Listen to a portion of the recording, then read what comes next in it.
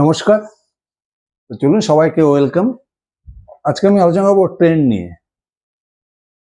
Trend মোটামুটি আপনারা সবাই এই কোম্পানির সাথে পরিচিত। ভ্যালু ফ্যাশন রিটেল সেক্টরের খুব পপুলার স্টক ট্রেন্ড। যেভাবে ভিটু রিটেল, বিশাল মেগামার্ট, ডিমার্ট, স্টাইল বাজার সব হচ্ছে মোটামুটি একই ক্যাটাগরি স্টক। রিটেল সেক্টরে মানে ভ্যালু ফ্যাশন রিটেল মানে সোজা বাংলা যেটা যদি বলা যায় মোটামুটি ধরেন রেডিমেড গার্মেন্ট যেগুলো হয়, মেয়েদের কুর্তি, ছেলেদের readymade shirt, readymade T shirt, বাচ্চাদের ড্রেস, যদি দেখেন এই সবার এই মোটামুটি similar business. Trend, V2 retail, style বাজার।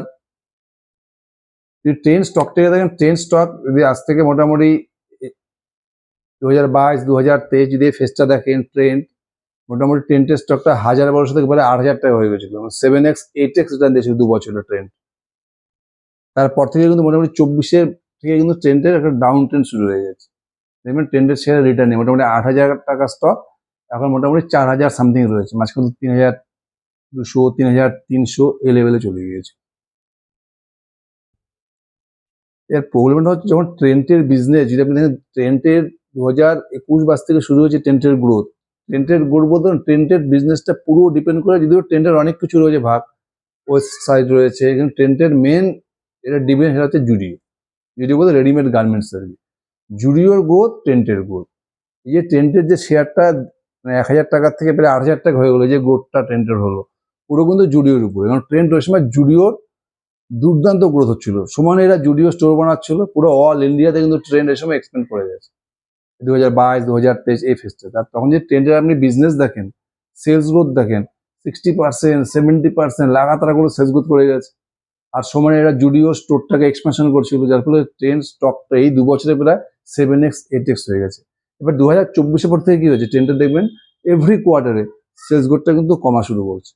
60% সেলস গ্রোথ কমতে কমতে দেখবেন এই এবছরে FY26 যদি Q1, Q2, Q3 দেখেন 17%, 16%, 14%, 13% লাগাতার সেলস গ্রোথ কমে গেছে। আর জুডিওর এক্সপেনশন রেটও কিন্তু ট্রেন্ডের কমে গেছে। তাকে যে কোনো স্টক, এটা মনে হয় যে কোনো স্টক, যে কোনো বড় কোম্পানি, ছোট কোম্পানি, মাঝারি কোম্পানি, যেই ধরনের বিজনেস হোক, যে কোনো শেয়ার বাজারে যখনই কোনো কোম্পানির সেলস গ্রোথ কমতে থাকে তখন সেই স্টকের চলা বন্ধ হয়ে যায়, তখন সেই স্টকের ডাউন ট্রেন্ড শুরু হয়ে যায়। যখনই কোনো কোম্পানির সেলস গ্রোথ আপওয়ার্ড হতে থাকে তার মানে তখন সেই স্টকটাকে কিন্তু মার্কেট রিওয়ার্ড করা শুরু করে। দেখবেন লাস্ট 5 বছর তো যদি দেখেন আপনি, HDFC bank, Kotak Mahindra bank, Asian paints, Pidilite, state bank of India, ICICI bank, যে কোনো স্টক দেখবেন এই স্টকগুলোতে কোনো রিটার্ন পাওয়া যাচ্ছে। তার কারণটা কি? কারণ এতে গ্রোথ কমে গেছে, সেলস গ্রোথ। যখনই কোনো কোম্পানির সেলস গ্রোথ কমে যায় তখন সেই স্টকটি আর কোনোভাবে চলে না, মার্কেট সেই স্টকটাকে কিন্তু পুরো রিওয়ার্ড করা বন্ধ করে দেয়। ট্রেন্ডেরও সেম পরিস্থিতি। যদি লাস্ট 2 বছর থেকে দেখেন ট্রেন্ডের বিজনেস গ্রোথ, সেলস গ্রোথ লাগাতার কমে যাচ্ছে। 50 থেকে 40, 40 থেকে 30, তারপরে যদি কোয়ার্টারগুলো দেখেন 13%, 14% চলে যাচ্ছে। Q4 যদি আপনি রেজাল্টটা দেখেন ট্রেন্ডের, Q4 কিন্তু ট্রেন্ডের রেজাল্টটা মানে বলতে পারেন একটা কামব্যাক বলতে পারেন। যদি Q4 ট্রেন্ডের রেজাল্ট দেখেন মোটামুটি সেলস গ্রোথ হচ্ছে 20% আর প্যাড গ্রোথ কিন্তু 30% হয়েছে। বহুত দিন পরে কিন্তু ট্রেন্ডের যে রেজাল্ট আপসাইড, এই যে 60 থেকে কমতে কমতে 30% চলে এসছে, সেখান থেকে এই কোয়ার্টারে এসে ট্রেন্ডের কিন্তু একটা কামব্যাক দেখা যাচ্ছে। ট্রেন্ডটা আবার রিভাইভ করছে আর কি, সেলস গ্রোথ কিন্তু আবার 20% দিকে চলে এসছে। এটা কিন্তু মার্কেটের খুব এইসব, যখনই কোনো কোম্পানির সেলস গ্রোথ কমতে কমতে নিচে চলে আসে না, যখন ওখান থেকে কোম্পানি আবার কামব্যাক মারে সেলস গ্রোথে, তখন কিন্তু মার্কেট সেই জিনিসটা খুব পছন্দ করে। সবসময় শেয়ার মার্কেটের জিনিসটা দেখবেন, যখনই কোনো কোম্পানির সেলস গ্রোথ রিভাইভ করবে না বা সেলস গ্রোথ কামব্যাক করবে, তখন কিন্তু মার্কেট সেই স্টকটাকে রিওয়ার্ড করা শুরু করে দেবে। এই যে দেখুন লাস্ট কিছুদিনের মধ্যে দেখুন ট্রেন্ডের স্টকটা কিন্তু মোটামুটি 3300, 3400 টাকা থেকে মোটামুটি 4300 রেঞ্জে চলে এসেছে। অনেকটা কিন্তু দেখুন রিটার্ন অলরেডি দিয়ে দিচ্ছে। তার কারণটা কি? ট্রেন্ডের সেলস গ্রোথ বেড়ে গেছে। লাস্টের 2-3টে কোয়ার্টার থেকে এই কোয়ার্টারে দেখেন ট্রেন্ডের সেলস গ্রোথ কিন্তু বেড়ে গেছে। আমি বলছি না যে ট্রেন্ডের স্টকটা আমি নিব বা আমার পোর্টফোলিও নেইও, কারণ আমার এই সেক্টরে এর থেকে হাই গ্রোথ ইঞ্জিন আমার কাছে রয়েছে। ভিটু রিটেল রয়েছে, যার সেলস গ্রোথ 60%। আমি কি বলতে যাচ্ছি, আমি কি বলতে ট্রেন্ড বা ডিমার্টকে দেখুন, এদের শেয়ার প্রাইস কেন বাড়ছে? কারণ এদের সেলস গ্রোথ বেড়ে গেছে। মানে ট্রেন্ডের একটা বলতে পারেন কামব্যাক বলতে পারেন। আর যদি আপনি ট্রেন্ডের পুরো পিপিটিটা পড়েন, Q4 দেখবেন পিপিটিটা আমার খুব ভালো লেগেছে। ট্রেন্ডের কিন্তু পিপিটি পড়েও আমার মনে হচ্ছে যে ট্রেন্ডের কিন্তু মধ্যে একটা চেঞ্জ চলে এসছে। এটা পিপিটি দিয়ে পড়েন তাহলে দেখবেন কি বলছে যে Q3 মানে এই যে লাস্ট কোয়ার্টারগুলো কিন্তু এরা এত সুন্দর একটা পিপিটিতে এদের কমেন্টেটার মানে এই প্রথম ভালো লাগলো আর কি আমার লাস্ট মোটামুটি 1-2 বছরের মধ্যে। পিপিটিতে কি বলেছে যে টায়ার 3 টায়ার 4 সেক্টরে কিন্তু ডিমান্ড চলে এসেছে বলতে রুরাল ইকোনমি কিন্তু আবার কাম ব্যাক করছে। রুরাল ইকোনমি দেখুন বাজাজ কনজিউমার রেজাল্ট দেখুন ভালো এসছে। আমাকে বোঝা যাচ্ছে যে ধীরে ধীরে কিন্তু বাকি এইসব সেক্টরের কোম্পানিগুলো যে এফএমসিজি সেক্টর বা রিটেল সেক্টর বা জুয়েলারি যে সেক্টরগুলোর আপডেট এসছে যে কোম্পানিগুলোর টিএন গাডগিল, কল্যাণ, টাইটান, তারপরে বাজাজ কনজিউমারের রেজাল্ট বা ট্রেন্টের রেজাল্ট বা ডিমার্ট রেজাল্ট কি দেখাচ্ছে যে রুরাল ইকোনমি কাম ব্যাক করছে। ট্রেন্ড কি বলছে এরা ইন ফিউচার এরা টায়ার 3 টায়ার 4 সিটিতে কিন্তু এরা জুডিওর পরে এক্সপেনশন করবে এখন।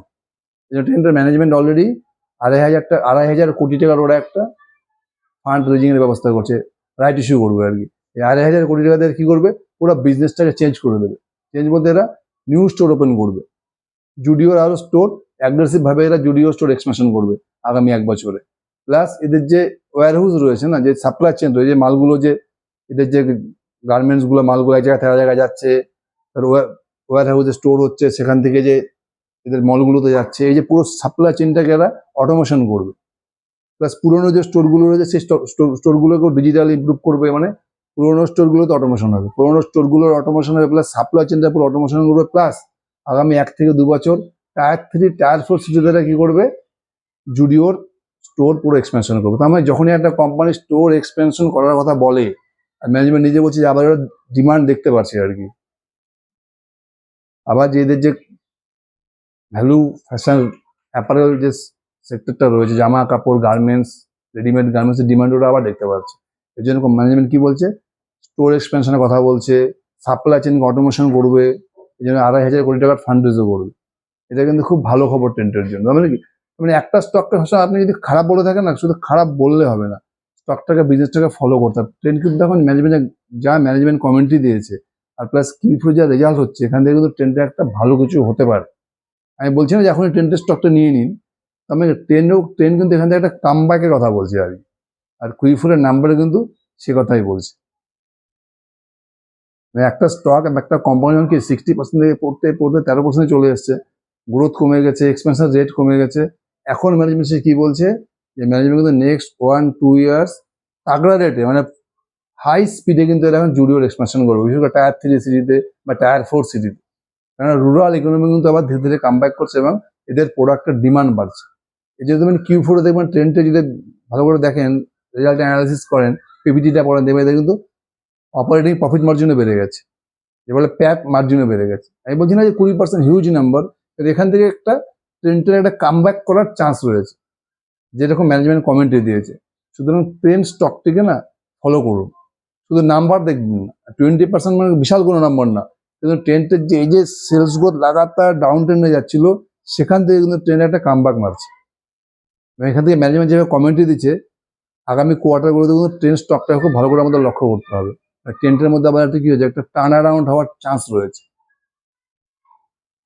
আর ইন্ডিয়াতে একটা কনজিউমার থিম না, ইন্ডিয়াতে বাকি যত সেক্টর আছে এআই, রিনিউয়েবল, সোলার, এই সমস্ত জিনিসের থেকে ভারত হচ্ছে কনজিউমার থিম।